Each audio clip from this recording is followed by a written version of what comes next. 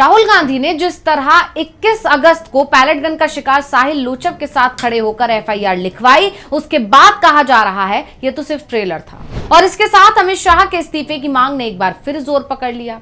21 अगस्त को राहुल जब संसद मार्ग थाना के बाहर धरने पर बैठे तो शाह के इस्तीफे की मांग भी उठी और जिस तरह राहुल की और युवाओं की जीत हुई, दिल्ली पुलिस को एफआईआर लिखने पर मजबूर होना पड़ा। उसके बाद राहुल गांधी के तेवर की चर्चा पूरे देश में तो हो ही रही है, इसके साथ साथ बीजेपी के अंदर भी हो रही है।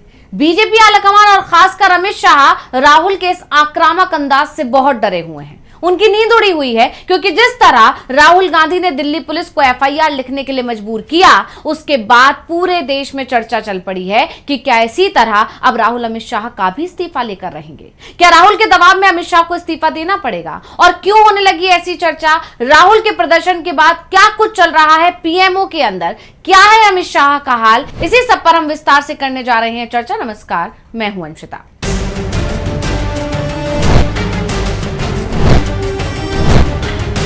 राहुल गांधी ने कुछ दिन पहले कहा था कि हमने इन्हें पागल कर दिया है। साथ ही चेतावनी भी दी थी कि जब तक मोदी और शाह इस्तीफा नहीं देंगे हम इन्हें सोने नहीं देंगे। तो आगे बढ़ने से पहले सबसे पहले राहुल का वो बयान सुन लेते हैं। और मैं आपको बता रहा हूं, आप लिख लो, जिस दिन तक नरेंद्र मोदी अपना इस्तीफा नहीं देंगे, अमित शाह नहीं हटेगा, उस दिन तक नरेंद्र मोदी और अमित शाह नहीं सो पाएंगे।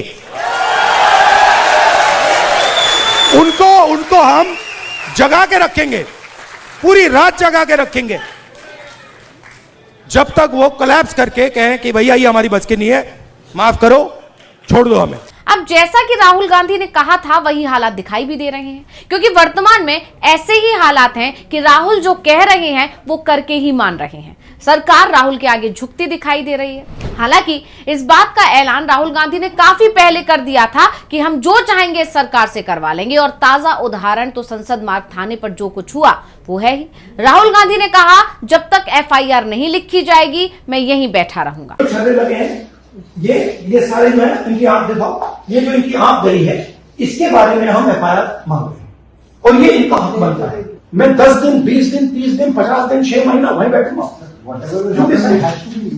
राहुल गांधी अपनी मांग पर अड़े रहे। करीब 12 बजे वो थाने पहुंचे और लगभग 5 से 6 घंटे वहीं बैठे रहे। नतीजा ये रहा कि आखिरकार दिल्ली पुलिस को राहुल की मांग माननी पड़ी और एफआईआर लिखनी ही पड़ी। जबकि राहुल गांधी ने दावा किया था कि दिल्ली पुलिस का कहना है कि उन्हें ऊपर से ऑर्डर है एफआईआर नहीं लिखने का, लेकिन राहुल अपनी मांग पर अड़े रहे और फिर सरकार को घुटने टेकने ही पड़े। यानी राहुल गांधी की बड़ी जीत हुई और इसका जिक्र राहुल गांधी ने अपने ट्वीट में भी कर दिया। उन्होंने साफ साफ कहा कि एक एफआईआर लिखने के लिए भी गृह मंत्रालय से इजाजत मांगनी पड़ती है, और इसके साथ उन्होंने ये भी संकेत दे दिया कि अब आप समझ लीजिए कि किस तरह से तानाशाही हो रही है। और इसमें उन्होंने नाम भले ही नहीं लिया, लेकिन उनका इशारा अमित शाह और पीएम मोदी पर ही था। और इसी वजह से एक बार फिर चर्चा चल पड़ी है कि क्या राहुल गांधी का जो अगला निशाना है वो अमित शाह होने वाले हैं। और राहुल की इसी जिद ने, उनके तेवर ने अमित शाह की नींद उड़ा दी है।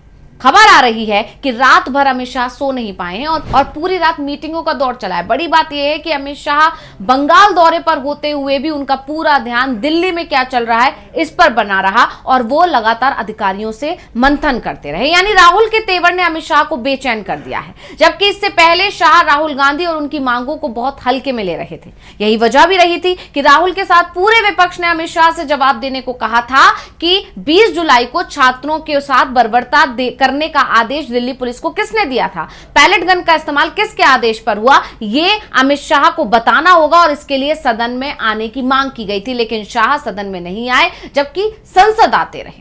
राहुल गांधी को घेरने की कोशिश भी बीजेपी सांसदों ने की और उसका असर भी नहीं हुआ। यानी राहुल बीजेपी की हर कोशिश जब फेल कर रहे हैं तो शाह की बेचैनी बढ़ती जा रही है, क्योंकि जिस तरह राहुल गांधी ने दिल्ली पुलिस से एफआईआर लिखवाई, उसके बाद चर्चा ने जोर पकड़ लिया है कि राहुल अगर अड़ गए तो अमित शाह को इस्तीफा भी देना ही पड़ेगा। क्योंकि राहुल जब धरने पर बैठे थे तब भी अमित शाह के इस्तीफे की मांग उठी थी। अमित शाह इस्तीफा दो, इस्तीफा दो, इस्तीफा दो, इस्तीफा तुमको देना होगा।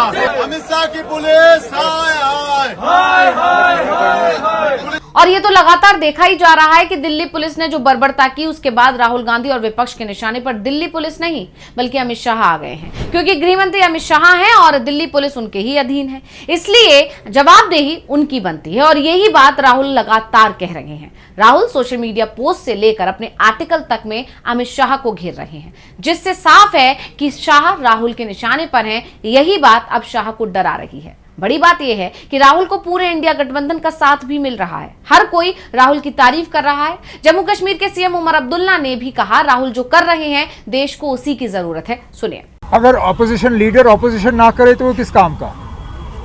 मैंने आप लोगों को जम्मू कश्मीर के ऑपोजिशन लीडर से तो नहीं सुना पूछते हुए, ना आप फजूल में बार बार क्यों सवाल करते हो? जब वो करते हैं आपको मजा आता है, जब राहुल गांधी करते हैं आप लोग कहते हो ना ये राहुल गांधी क्यों कर रहा है।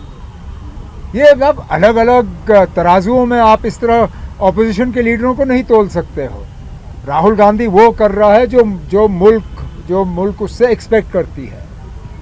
ऑपोजिशन लीडर का काम है हुकूमत से जवाब लेना, ऑपोजिशन लीडर का काम है हुकूमत को जवाबदेह बनाना। राहुल गांधी वही कर रहा है और मैं तो चाहूँगा कि वो इसी तरह करता रहे, क्योंकि यही तो है ऑपोजिशन का काम। तो अमित शाह और पूरी बीजेपी के डर की वजह यह भी है कि अब कांग्रेस लगातार दावा कर रही है कि मोदी सरकार जाने वाली है। राहुल गांधी ने 3 महीने में 3 बार ये बात दोहरा दी कि मोदी सरकार अपने आखिरी दौर में है, कभी भी गिर जाएगी। और अब उनकी पार्टी की तरफ से भी हर जगह यही बात कही जा रही है। राज्यसभा सांसद पवन खेड़ा ने भी राहुल की बात दोहराई। सुनिए।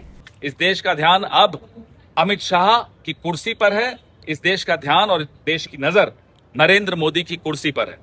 इनको बोलिए अपनी कुर्सी बचाने की अब कोशिश खत्म कर दें। कुर्सी जाने वाली है, जनता आने वाली है। बीजेपी का डर लगातार बढ़ता जा रहा है और इस डर को तब और बढ़ा दिया राहुल गांधी ने जब उन्होंने खुले तौर पर दावा कर दिया कि उनके पास पीएमओ से जानकारी आ रही है। यानी जो कुछ भी राहुल गांधी कहते हैं वो सारी जानकारी उन्हें प्रधानमंत्री कार्यालय से ही मिलती है। यानी पार्टी के अंदर, बीजेपी के अंदर भी अब असंतोष पनप रहा है, जिसने बीजेपी में खलबली मचा दी है। वहीं जानकार राहुल के बयानों को जबरदस्त पॉलिटिकल स्ट्रेटेजी भी कह रहे हैं, जिसने मोदी सरकार को हिलाकर रख दिया है। यानी एक तरफ राहुल अपने बयानों और दावों से मोदी सरकार की नींद उड़ा रहे हैं, दूसरी तरफ सड़क पर उतरकर सरकार की नींद उड़ा रहे हैं। सरकार बेचैन है और यही तो राहुल ने कहा था कि हमने उन्हें पागल कर दिया है। पीएम मोदी रात में रील बना रहे हैं और अमित शाह को बैठकें करनी पड़ रही हैं। मंथन चल रहा है कि सरकार के खिलाफ उठे इस तूफान को शांत कैसे किया जाए, लेकिन हल नहीं मिल रहा है। दूसरी तरफ राहुल के तेवर देख चर्चा तो छिड़ गई है कि क्या